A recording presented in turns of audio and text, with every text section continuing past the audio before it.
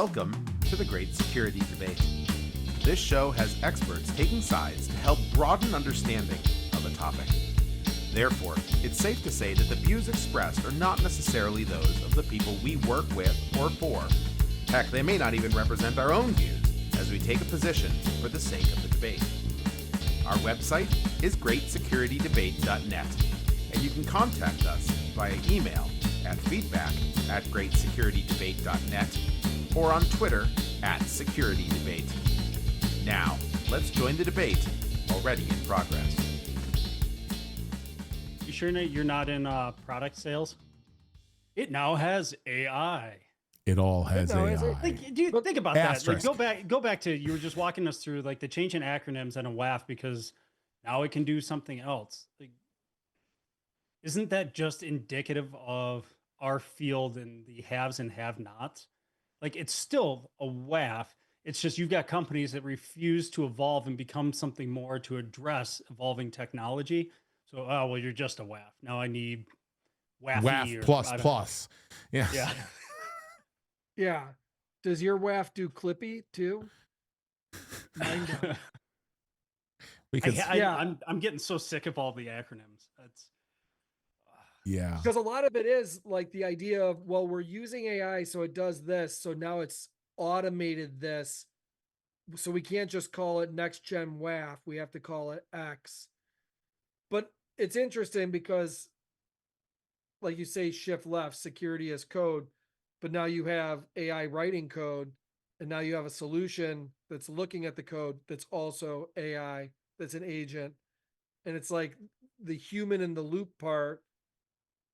So I don't want to get down this path, but I was reading like a 15-page article on what happened in the failure of Israel to detect the Hamas October attack.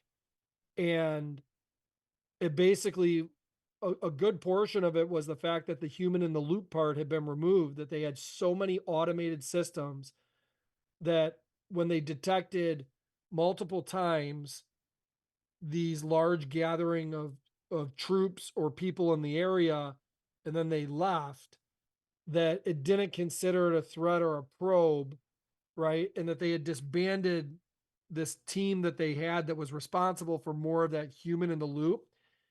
And that as they analyze chatter and you take all these things into account, video documentation, GPS tracking, that the human asset, where they would depend on also people in the neighborhoods, right? That can give them real-time information of, hey, there's a lot of people gathering at this mosque at this time of the day, which is not a time of prayer, right? So this is a direct indication of a meeting, right? And the lead up, like as they went through all the indicators that they had after the fact, they were like, had we had a human in the loop, yes, we would have seen this coming. But we had removed so many of those processes because we became so good at using technology for tracking people, for movements, for going through audio of conversations and all of this, that the human in the loop missed this because we removed so much of that. this is the horrible conditioning that we've seen in the marketplace, right? That if you think about it, anytime we have a technical advancement, what do we do right away? Well, how many people can it remove? Because we right away go to, oh, it's got to automate the whole process. And every time we do that, what do? We lull ourselves into this sense of complacency and comfortability that it's handling everything. Context matters, especially in our world.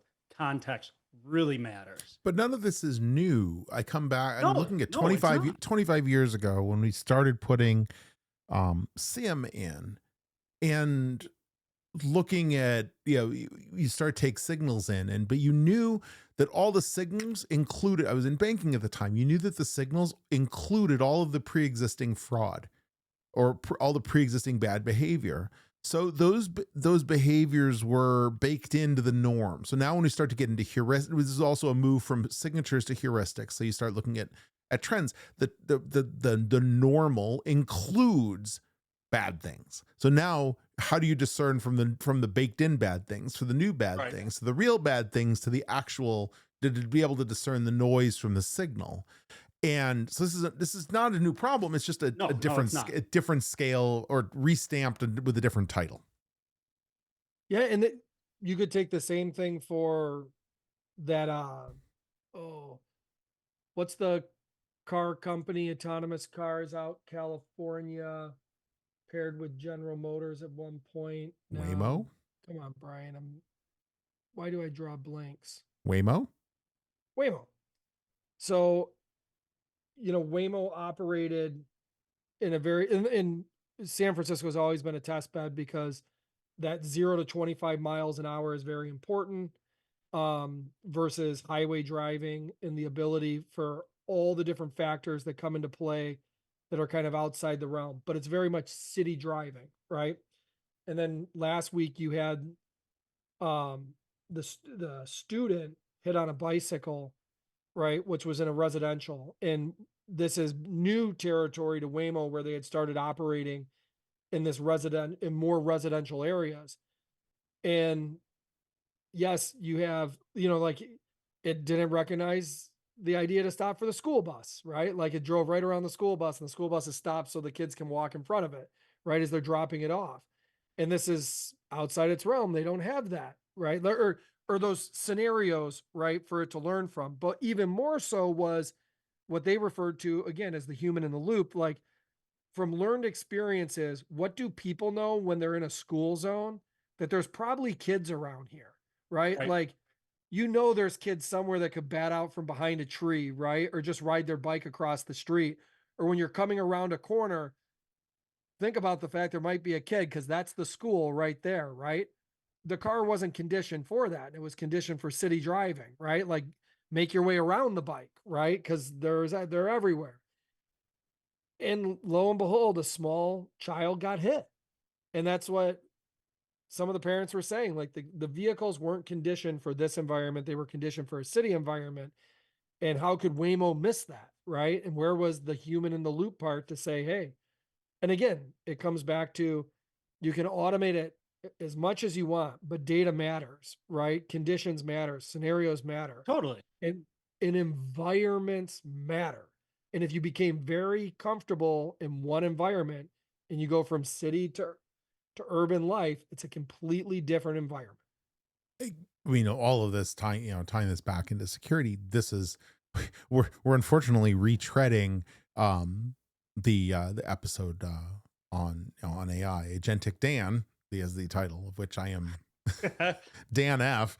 But I mean the idea that the context is king, and that unless you can train on the brain experiences, none of it's going to be able to, unless you can get a true hive mind, which in theory makes good sense, is very interesting, but the downsides I think are quite monumental. By the way, watch the series show Pluribus. If you haven't, I highly recommend it. Show. But the implications of having that, I guess, expecting that something can operate without all the inputs or with only a subset of inputs. So it's good enough. It's like a high school senior. I know enough to be dangerous, but I don't know enough to like really do the job. This is so fascinating to me, though. I go back to your comment, Dan, that we've had this conversation before, right? That this isn't anything new. So No. if you pull Granted, AI it's out only of the been mix on that 3 episodes. conversation- It's only been 3 episodes, though, Eric. So it's not that long pull ago. AI out of the mix, and how much does this conversation look like when we were all debating insource versus outsource SOC? And those that wanted to insource everything made the argument that we can't outsource it to some company that doesn't have any context, doesn't know or understand our organization, because they're not going to know what's going on. We're having the exact same conversation. We're just inserting a technology instead of people that work for a different company now. Right. I still have that I still have that conversation. I'm still a build it inside kind of guy, but yeah. Yeah. I'm a proponent of hybrid. So declaring our view on this. Thanks, fence sitter. You gotta give me the Mr. Miyagi now. Left side good, right side good. Also good, yeah. I mean, at the end of the day, at the end of the day, there's danger in rushing into everything, and I want to be clear because I've actually had this epiphany lately. My concerns with evolution of technology in this way are not about the technology. It's funny, and I'm a cynic. You all know I'm a cynic beyond cynic. But my concerns here are not about what the technology itself will do or turn into. It's what the humans that build the technology, the other things they will use the information for in a way that is not what they claim. This is my issues are trust based. They are not about the technology itself. Why do you drive a Doge car? Oh, 2 cents. You have to read the magnet on the back that says I bought it before he was this big of a crazy nut. I digress. But it's not about the technology. I like the technology. I just do fear what's going to be, what the other ways that it can be used. We get a hive mind together. We get all this collection of data. Now, how does it get used against you? How does it get used for other purposes? How does it become more fucking ads? All of these kinds of things. And so I've been really leaning into isolated versions of some of this stuff and really quite enjoy the capabilities. I think that the tech is is really coming along great, but it's also moving like it's blazingly fast. Blazingly fast. I want you all to remember back to 2005 when Gmail showed up, and it was broke. Like, it worked. It was great features, but it was beta. It was even like alpha beta. And I think we're seeing that a lot here. This stuff is great, but you got to take it with a grain of salt. The fact that we're even debating humans not needing to be in the loop at this moment, at this maturity, I think that's the idiocy, not the tech itself. Because the tech is got some great forward-looking capabilities. Mm-hmm. But to put this much trust, and you have to take the Satya Nadella and the what's his nuts and the other what's his nuts and all the people who are doing it, who their motivations are about financial. Yeah. A lot of nuts. That one guy who said no, that's 6'7". No, there's the Zuckerberg of AI, and then there's the other one, and then there's Satya Nadella, who seems to think that AI is the only answer because he's so far into it that if he backs out, he'll look bad. But I mean, you take them out of the equation because they have other motivations. Why are we all moving so fast? Why we should be looking at it? Why do we really believe that it's ready? I think it helps us. I think we use it to inform, but I don't think we're ready, especially in an industry like security. I'm glad that the health industry is moving forward with it cautiously, but has put barriers on using it for full automation. Maybe we talked about this in the other episode, but the fact that Utah is letting AI do automated prescriptions, I think is a bridge too far. I'm not familiar with the guide rails on it, but like at its surface, maybe that's starting to border on dangerous ground. But like, I think use it. We should use it. We should use it in isolated to deal with the trust issue, and we should deal with it. We should use it in a controlled, and don't let it just start taking over the world. Not in the Terminator way, but I mean, just doing its own thing and being, trusting it to no end, until we have a better sense, or it's quite a bit more mature. It's funny you talk about, because we were talking about like API security, WAF security, et cetera. You go back and look at open source technologies, the word dependencies, right? Like, where are these dependencies built in? And we have used the statement before, like, your parents' luxuries become your necessities, right? Like, that timeline is even shortened even more. It's like, well, that luxury I had 5 months ago has now become my necessity, right? Like the time span of, like, yes, we had one little TV in the house now, and that was a black and white with 6 channels. And by the way, the channels were free back then, right? Where now it's like, I have 5 subscriptions. I paid $200 a month for this, plus I had to add this. And by the way, Disney Plus just increased another $100, but my kids love it, so I added that. Like, whoa. Like, where I'm going with this is, why does even cybersecurity exist, right? Like, there was this really cool thing called the internet that was created as a way to communicate and share information from university to university, and it was going to help research and change the world and fight disease. And before you know it, like that's why the book The Cuckoo's Egg was so great, because it was written about something so long ago that was literally just using that telco connection to say, hey, how far can I reach and how far can I go and how deep can I get in? And then what can I learn? And it was kind of that creativity, right? But this connected sense. And then, and yes, I'm going very wide and broad back there to where I'm going with this. But now, how far is the technology going? And you talk about human in the loop. It was always humans in the loop and curiosity of using the technology to do things, sometimes not great things, which is why security existed. But then you talk about that data, right? Like there's a book called AI 41, which I just started as a recommendation from someone else that talks about what AI will look like in the year 2041. But it was written about 2 years ago, and they chose AI 41 because 41 kind of looks like AI. So it's like AI. But these are practitioners, and I don't want to refer to everyone as experts, but people that have spent a long time working on large language models, data analytics, et cetera, that then worked with somebody in kind of the creative space to say, here's 4 or 5 examples of where we see it going, and here's how that technology would work today and how it would work then, right? But they're like the ability to do some of this video creation, to pretend to create a video of yourself and someone else. Like go back to 2018 when somebody created the video of Obama saying, Trump sucks or Trump's an idiot, right? And it was a fake, but it was really good, right? And at that time, all you need is someone to watch it one time, right? And if they know nothing about technology or how that could have been done, they believe it and they share it 1,000 times over. And before you could even say in 24 hours that, oh, that wasn't him, the damage is already done. Right. Right. And you can't take that back once the image is put into somebody's head. Right. So it really gave people a snapshot. And the book talks specifically about that, but then takes it to a whole nother level where people are now wearing around fake masks, right? Because they're trying to hide their identity. But there's all these camera systems that can detect a fake mask, and it's illegal to wear the fake mask, right? So you get these companies that are creating really, really good ones. And then you got to have alternate IDs for everywhere you go, because how you go through a train station and all of this. So you look into the vehicle technology, because I started with that simple Waymo example of human in the loop and not knowing their environment, right?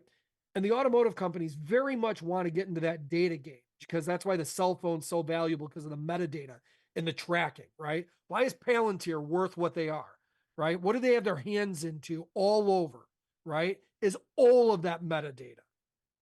And if you're that vehicle, so like we talk about wanting to just get away and get out into the woods, Dan, like I just want to go up north where there's no cameras or anything, but I drove my car there, right? And my car is this new Tesla. It's tracked everywhere I went, and it's got 6 cameras on the thing, videotaping everything around it. That data, that's the, when people say the data, the new gold, The oil, data yeah. is the new gold or the new oil or the new silver, based on silver pricing, insert comment. That value, like, well, they say, I don't know what the value of it is. Yeah, you do. Because if you have a lot of it and a lot of it on people, where they go, what they do, like, and then you're saying we're going to add these agentic AI agents that just make decisions and will take over this task for this human and this task for this human. All of that was us. Like we empowered it by teaching it everything we do to say, could it do it better? But can it do it better? And people will argue this. Like we jokingly, Dan said that, AI was just a really creative Really big search engine. right? Yeah. Yeah, which it can be, right? But then you just had OpenAI decide to start dropping ads into it, which then was it Anthropic or Claude that came out with that great ad. I mean, it is amazing. I don't think it actually comes out until Sunday, but yeah. But when this episode airs, yes, if you watched it during the Super Bowl, I believe there will be an Anthropic ad that caused a whiny. By the way, What's His Nuts one was Sam Altman. That's the name I was looking for, which resulted in a very whiny post on Twitter about ads and etc. So where my ask here is, like, you have compliance requirements, right? HIPAA, et cetera. Like you have this medical data, but all this other data, which we've called metadata for a long time, but it's my data, right? And like, if in order to have my car get updates, right, for all this software you put in it now, I have to say I agree with you tracking everything I do just in order to get this update that I might need. Like, it kind of feels like you got my arm twisted behind my back, right? And it's like, I know you ordered the pizza. I need all this data, or else we don't put the pepperonis on it. It's just how it's going to go this time, right? That's an old pepperoni that you ordered. We don't have it anymore. You want the new one? I need to know everything. First child, give me all the info, right? It's like, Yep. I just wanted I just wanted tires on the car to work, but you have an ECU in it and the braking system that needs an update. I just didn't want to die. So you really need to know everything about me, where I go, how fast I go, right? How I took this corner at 35 and where I was at this time of the day when I drove by this person who might have committed a crime, but had nothing to do with me. Believe me, I do contemplate the idea of getting my 2007 Opel Astra manual shift, where the computer in it was barely enough to power the screen that showed the radio station. But and this is why security in cyber, because now the idea that, oh, well, now I can use my vehicle for making transactions, right? Mhm. And I remember thinking that this was a really cool idea at CES like 10 years ago when I worked in ADAS systems. Like, oh, that'd be cool. I just pull up and it already knows, and I just fill up with gas. Oh, like the yeah. Taco Bell app has it. Yeah, I remember some mentions of that. That never really took off, did it? No. And a really bad idea, right? Like now you're telling me but to the consumer, it's like, oh man, that'd be so great, right? If I didn't have to get my wallet out and touch that and the handle of the gas thing, right? I just pull up and I'm filling it up, right? And it charges, right? And maybe plays an ad or two, and I'm like, yeah, cool, I'll buy that song. I like it, right? Like Consumerism. wherever money's transacted, right? Crime exists, right? So I always say, if you can eradicate crime 100%, then great. Cool. Let's connect all these systems and pay for everything everywhere we go just by walking by, right? Shake my butt because to be fair, that's exactly what happens in China. I mean, China's got a facial recognition payment system that is, it's amazing. It is an amazing. You literally walk in any store, you put your face on the screen, you're up to the screen, and you're paid. It goes against Alipay or WePay or one of the services. But like it embodies the idea of your identity is my voice is my passport, verify me. From sneakers, my face is my passport, and it can get me to anything. It already is your passport in many countries. But that's to me though that's the hallmark of consumerism, right? Though it's exactly right? Consumerism. It's consumerism and it's capitalism. I think then the two are distinct, or they're nuancedly distinct. But yes, it is. Well, the consumer component trumps, right? Because ideas that don't meet the constructs of what a consumer is looking for should, in essence, fail, right? Right. But you create something out there where a consumer is willing to trade off privacy and control for efficiency, that it can just scan my face and it'll just process the payment. Sure, I'll give you whatever you want, right? And that's, I don't know. That's a tough one, because now you also get into the argument that what's the place of legislation and the government in this? Is it to protect the unknowing consumer on the trade-offs that they're actually making, or should the consumer be more versed to understand the risks that they're taking and what they're giving away? I wish I could say that the latter has any chance of success. Like I'd have to plug it in because I'm not familiar with Chinese law, right? But just doing a quick, glance over certain crimes, right? I probably would be a little afraid of breaking the law in China for fear of what some of the severe SWIFT penalties are Mm-hmm. versus in North America, because you got greater access to legal counsel where you don't there. So where am I going with that statement? Like if I commit this financial crime in the US, it's kind of like, prove it.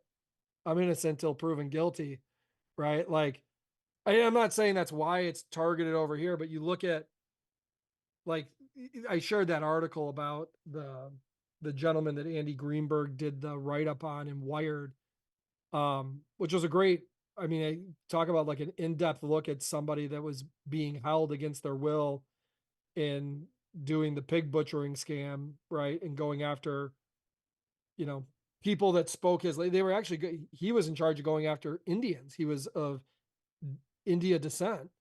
But there was whole groups on different floors, like this one's targeted for North America, et cetera.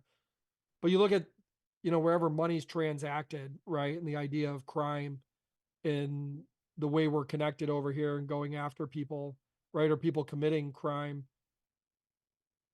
I'm not saying that having all those things connected in China works because they have, a different type of legal system, right? And people are afraid to break the law, so they just abide by it and no one's going to do bad stuff with it. But, you have that much data, you also have that much power, right? Because you know that much more about everybody. No? And with good intentions, sorry. Everyone starts out good. I guess I wish.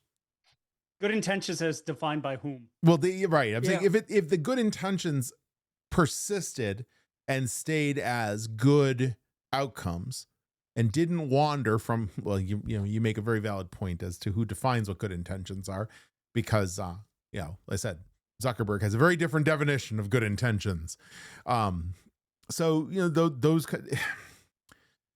Yeah, but then you have to ask the question: is it worth starting something that is going to end up in a train wreck, or is going to end up in a place that is bad for society? I come back to a recent study on actually it was a recent study, but a good write up, and I'll post it on the downfall of language of communication.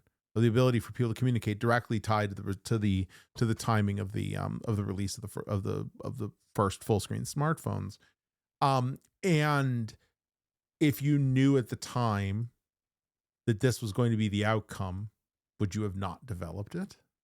Should you not have developed it? Did AI 41, like the first use case there, really unique? It's called the golden elephant. And imagine in 2041 that your entire country has this insurance company that has access to all your data, and you can get unbelievable great rates, really cheap rates, right? Like, and this is looking at 2041. So like, take the cost of insurance and say it's going to be this. As long as you give it access to all your applications and everything you do, and the more you do, the better the rates are. And then it will also give you ads. And if you buy through those, right, you get better insurance rates, right? And it shows insurance being a big deal, but that's already in place, Brian. Right, but you got to it goes even way further. But what was interesting was the daughter was like, "Mom, how could you give it access to mine? You can't get. I didn't say you could do that." And she's like, "I'm the mother, and I make those decisions, right?" But then she's like, I noticed my brother quit eating sweets because, the golden elephant was there as a reminder, and the parents started keeping less sweets around. My dad started driving way more careful, and his insurance went down because the golden elephant would remind him with this little symbol that he's going too fast. She goes, so he went from this crazy driver to safer. And then this person quit smoking, right? She's like, so I saw all these good things happening, but what happened in the end? The person she loved the most or really liked, she kept noticing that the app would push her away from trying to communicate with that person. And what she ended up discovering when they finally got together to talk was his background, even though they changed the names and the government got rid of abolishing the idea that there's people of lower hierarchy, the data was always there. And it knew his family was of lower descent. So it didn't want her getting close to him. Interesting. Right? That is interesting. got to be so careful on this though, because we're almost getting into the ends justify the means type of argument. Of course. Right? That we look at the end of the story and then go, well, we should have even started the story to begin with. But there's, correlation versus causation. Yeah, There's yeah, so yeah. many different inflection points along the way. Like your example, Dan, on the phone. Was it the phone that really created what we're doing with communication today? Or was it the introduction and the ability and the evolution of social media that then could exist on the phone that really changed a lot of that? That there's so many different pieces, and it's because you could make the same argument about the car, right? That if we agree that, because what is it? Vehicles kill, gosh, I forget where it sits on the hierarchy of most deaths, but it's pretty far up there if I recall correctly. So you can make the argument: should the car never been created? Then, Of course, that's the perfect example of yes. Now, there are other things. There are other things that could be changed along the way to decrease those, but they're bad for certain audiences or certain populations or certain things with money, etc. And therefore, it's they're not done. But no, you should never the initial, especially because you didn't know at the time. You didn't know when you created the car that in 100 years, people would be driving 70 miles an hour, having sex in the back because there's an automated driver in the front. I mean, all of these kinds of things. Brian, yes, I'm looking at you, Brian. We have the 6 and for all the listeners that aren't watching, I was stunned. We have a 6 and the car apparently had 6 cameras of video recording the whole thing. It's where we take it as society. That is the,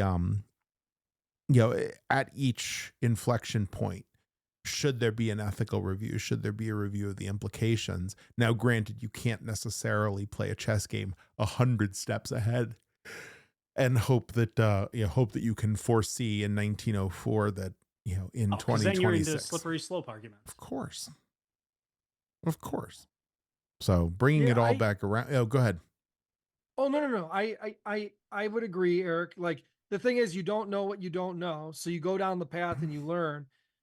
But I think, like, yes, we don't know where this end game is, but what we've learned in the last 10 years, 5 years, and last year and a half, we're going really, really fast now. I'm not talking cars. Yeah. I'm talking to the idea of how we use AI, agentic AI. I'm talking, we still haven't even gotten education there on security. Like, people, Dan, and I'm still in the learning phases of setting up my network and all my security protocols in the house, but people come in and see this and they're like, oh my God, what is this giant that you got your own server rack and all this stuff? Like, oh, come on. Like, this is overboard. I'm like, well, no, here's what I can do. And here's security. And they're like, oh man, you're just over the top. And it's like, if you're not thinking about this, didn't you just tell me like your dad and somebody in your family just had their bank accounts hit and that you just clicked on something? Like, just at a small basis? We haven't even got past the education piece, right? Of really allowing people to understand how they engage with tech and what to look out for. And now we're already to the fact of, get ready. It's really hard to look out for it, because now that person that's being held captive sending you this message, that message is really good. And that video is great. But the loud man on TV says that if I buy the Xfinity thing, it will be security for me. I mean, taking your argument, I'm just kind of thinking about this, Dan, and what you made about the reference to the phone and being the de-evolution of communication. Mm-hmm. We changed that lens and we put it on security. If we think about some of the evolutions that we've made in recent history that start to obfuscate some of the elements that we grew up with, right? That we had to understand protocols. We had to understand looking at the raw data to figure some of this out.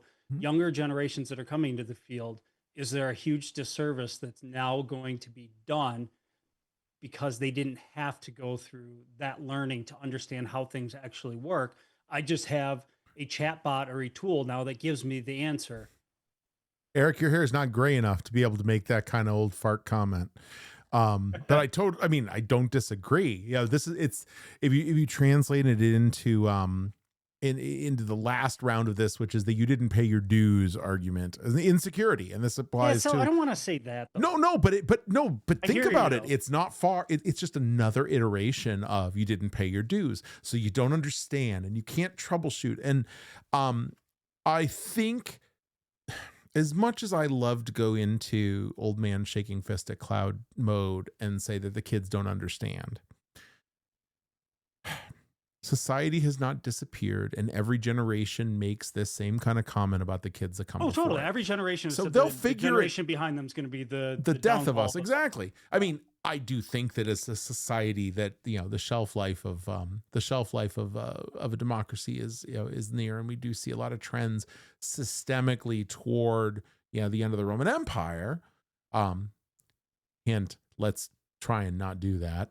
But I think from it's different inputs, we have different catalysts, different things. And this is what I want to explore on the new show, on the final act show, is a lot of the how we got here and why we do some of the things we do, with a vision toward not necessarily foisting the things that we had to do on the ones that come next. Maybe they do find a way to do it better.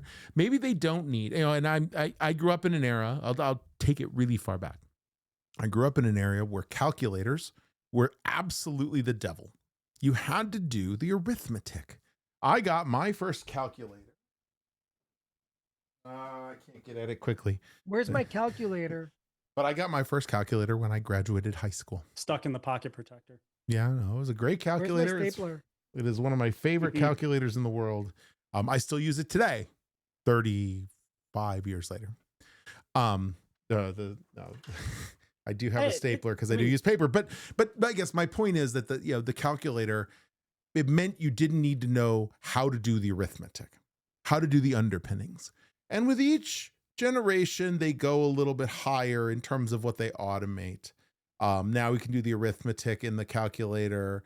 And to use the standardized testing as your benchmark. And the people who know me know how laughable it is that I use standardized testing as any benchmark for anything, because I think it's one of the most messed up industries in terms of actual academics. But they've now raised that you can do these things. And then they raised it one more time. You can now bring in you can only bring in dumb calculators. Now you can bring in smart calculators of a certain kind that can't run their own programs, because we can manage this. And what it is you change the parameters. You build in for that level of automation, and you grow beyond that. What? So here's where I agree and disagree. All right. The show is called The Debate, so let's go. So if you were to take an exam, right, in Calc 2, Calc 3, transport phenomena, and the question basis they gave you to solve, if you didn't have the calculator to do some of what I'll look as the low end computation quickly, and had to write everything out by hand just to get into the differential equation piece of it, that would be a 4 or 5 hour exam versus a 2 hour exam. Yep. But to get, that's what they were. Right. But the basis though of understanding, and this goes back to, before you can get here though, you have to understand problem solving at its root. To understand quantitative problem solving, you do have to learn why 2 + 2 = 4.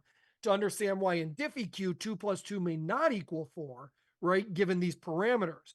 But without that, you're just like, just putting it in the computer, but don't understand the logic of why you're solving, right? The quantitative piece of it.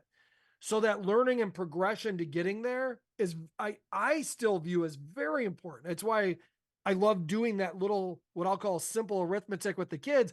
And I straight up said in front of Kelly that, hey, I am totally fine with printing, a few pages of just 100 different, equations, like requests, like 2 + 2, 2 + 3, 2 + 5, all the way across, and just having the kids memorize, right? Like they get that this plus this equals 4. Like they can move the pieces. They're logical enough there.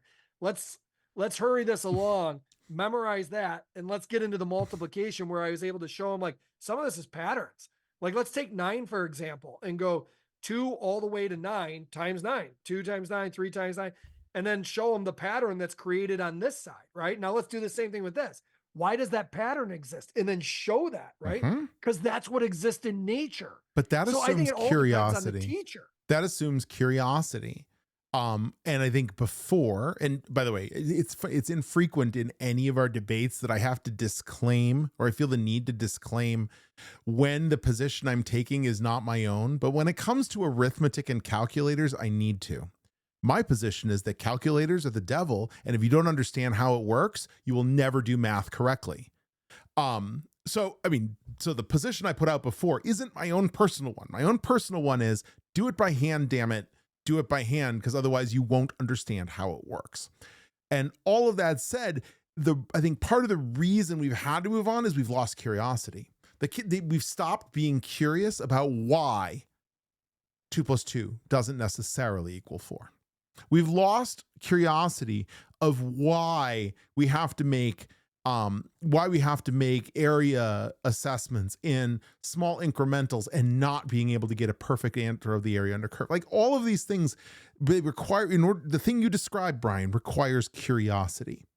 And I think we've lost curiosity for fundamentals because people think it's passé and want to move on to the big things. I fear that over time, this leads to incomplete solutions and not being able to troubleshoot. So bringing it all the way back around to where Erik started, the fact that you don't understand the fundamentals on a network mean that you're going to be dependent on the tool to tell you and won't necessarily know when it's full of shit. Yeah. And I will die on that hill. I have been lucky enough to have enough representative, curious people coming up through the organizations. I hire for that curiosity. In order to overcome a more systemic focus on automation and laziness. I don't know. We'll call it crutch needing in order to live in the world of security. Well, what does the system tell me? So I say, be curious, go find out how it all really works, tear apart the computer to the extent you still can, and you will be instantly hireable. And on that note, we are at the end of our time. Thank you, Brian. Thank you, Erik. And thanks to you, the listener. We love having these debates and we love hearing from you. If you have topic ideas, if you have a dispute, if you think I am full of it and that calculators are the only answer and that who needs to know what a PCAP says in order to be able to troubleshoot or secure a network, send it to us. security-debate@distillingsecurity.com. You can find us on our website, www.distillingsecurity.com.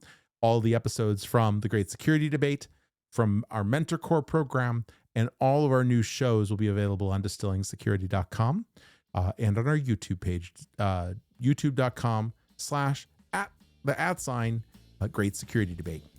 Thanks, and we'll see you again on the next Great Security Debate.